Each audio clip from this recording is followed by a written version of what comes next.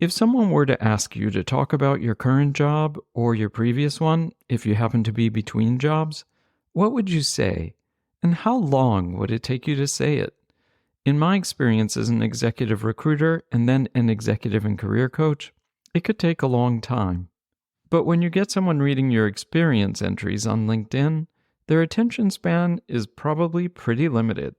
So, as a mid or senior level leader, how do you keep your experience entries brief and to the point while still doing your work justice?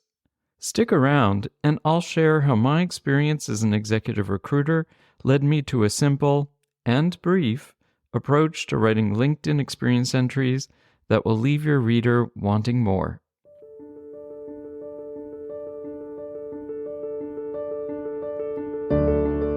I'm Doug Lester, an executive coach and career strategist to MBAs and ambitious professionals.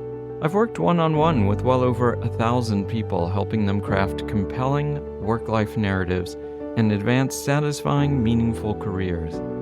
When it comes to your career and your life, if you don't craft your own narrative, then someone else might do it for you, and you might not like what they come up with. So let's work together on your narrative now. If you haven't listened to the previous 2 episodes about crafting a compelling LinkedIn profile, then you might want to do that now. They're called How to Communicate Your Narrative in Your LinkedIn Headline and How to Write a LinkedIn About That Supports Your Narrative. I'll link to them in the show notes. In this episode, I'll be making references to your LinkedIn headline and About section that might not make complete sense if you haven't listened to those episodes. Now that we've gotten that out of the way, I'm going to remind you that up to now, we've made some claims about your work in your LinkedIn headline. You've told your reader what you do, the context you do it in, and the impact of your work. Then, in your About section, you expanded upon those ideas or claims about yourself and made light reference to actual work you've done. Much like an ad, you've made some claims and then you've given your reader a reason to believe that those claims are true. You've also made sure you use the keywords your target might be searching for, whether that target reader is an executive recruiter, a corporate recruiter, or a hiring manager.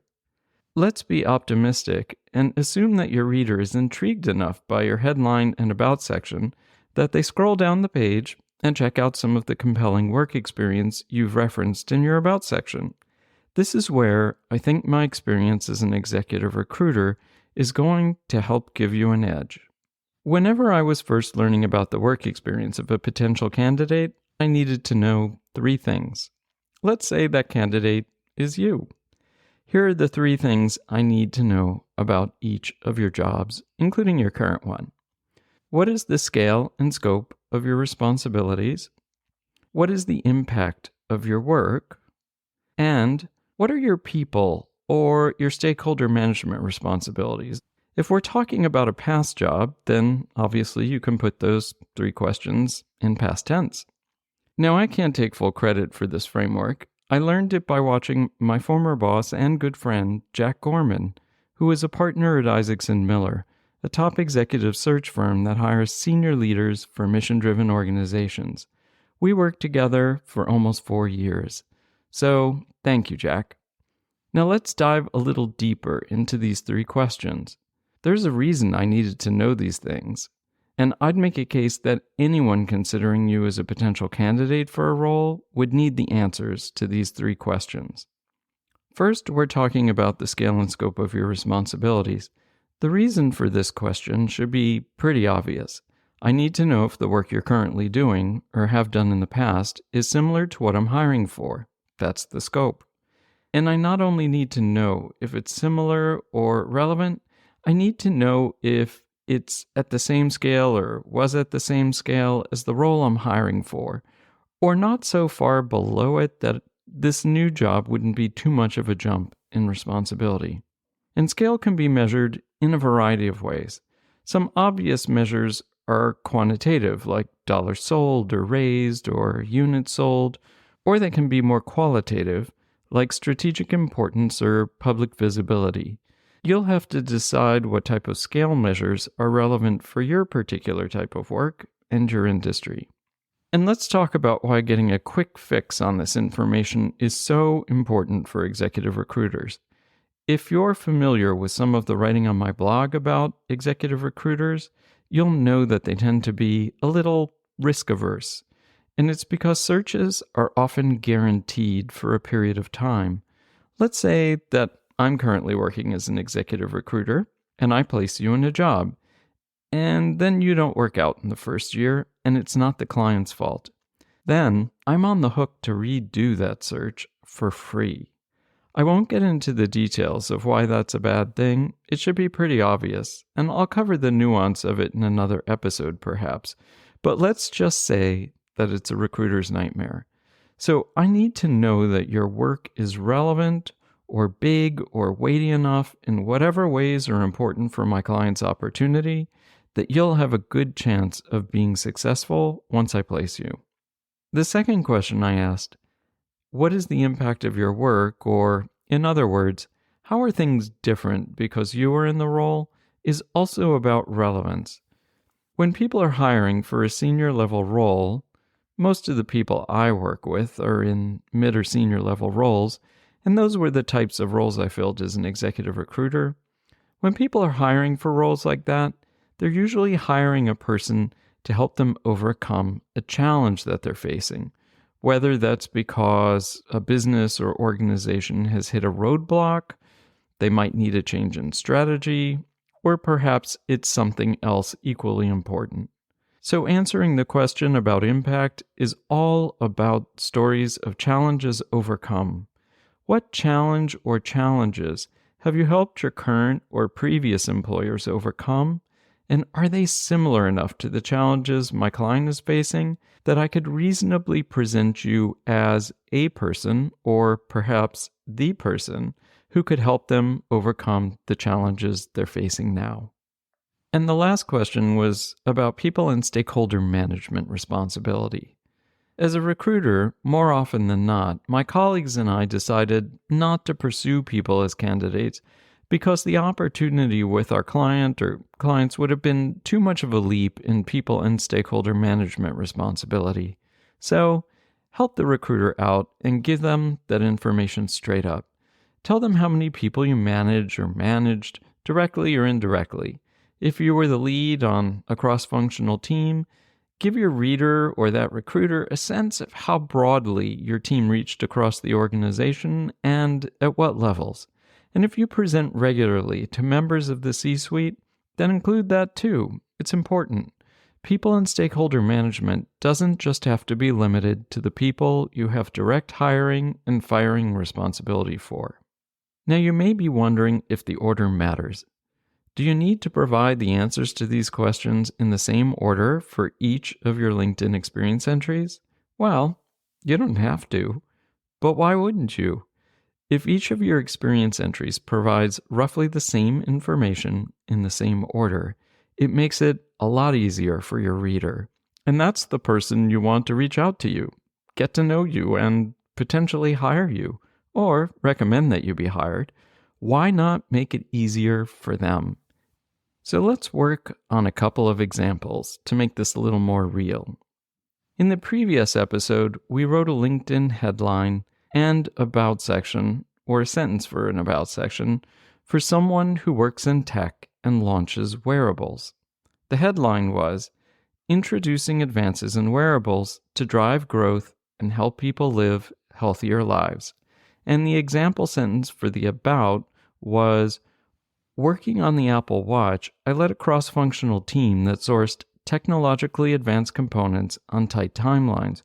We were able to launch first-to-market functionality that enabled high-performance athletes and average consumers to track 3 key health and performance indicators not found in competitive products. So as an example, let's draft an experience entry for the role where, let's say you, worked on the Apple Watch. And we can skip past the job title for the experience entry. Honestly, I don't think it matters too much because we can still answer the 3 questions that your reader needs the answers to. The first question is, what is or was the scale and scope of your responsibilities. Now you'll have to indulge me because I'm just going to make some of this up, including the numbers, for the purpose of illustration. But let's say your LinkedIn experience entry for the job working on the Apple Watch goes something like this. Leading high visibility new product launches and updates, I had primary responsibility for delivering over $2 billion in annual revenue for the Apple Watch line.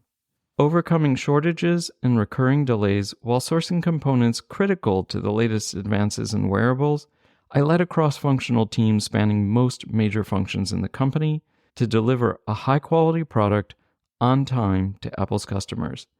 I directly managed a team of 3 direct reports and 24 people in total, including dotted line reports. I regularly presented annual plans and progress updates to Apple's senior leadership team. So there you go. 4 sentences and 85 words, if I'm counting correctly. Pretty brief and, of course, made up. But you may have noticed that even a short paragraph can answer the 3 critical questions. The scale and scope of the responsibilities you had in that role are pretty clear. You were responsible for leading launches and updates for the Apple Watch that represented over $2 billion in annual revenue. We know what you did, and we know how big it was. The impact of your work is also there. You were able to deliver those launches and updates with technological advances on time, despite facing supply chain shortages. Notice that there's a story, even if it's brief, about a challenge overcome. That's important. Almost every job has challenges that you need to overcome in order to deliver value to a company, a consumer, a customer, or a client. And we know what your people and stakeholder management responsibilities were. I included mention of a mix of direct reports, indirect reports, and key interactions with others in the company, especially with senior leaders. As a recruiter, and even earlier as a hiring manager at Johnson & Johnson for Neutrogena, this was probably enough information to get a potential candidate past an initial screen.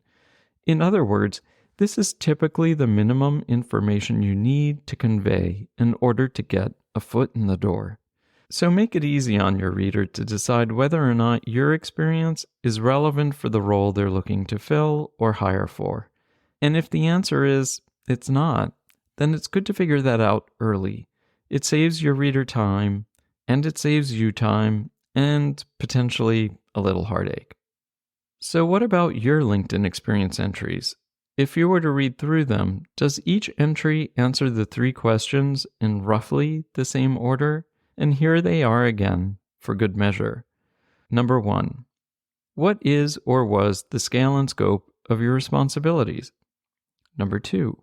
What is or was the impact of your work? Or in other words, what challenge or challenges did you need to overcome to deliver value to your company and its stakeholders? And number 3, what are or were your people and or stakeholder management responsibilities? And remember to think creatively here. We're not just talking about direct reports. If your entries don't clearly answer these 3 questions, then I'd suggest you consider rewriting them. And here's a bonus tip before we sign off. Once you've rewritten your LinkedIn experience entries, you can transfer them over to your resume as the short paragraphs that sit below your company name and your title, and above the bullets that typically include your achievements in a role.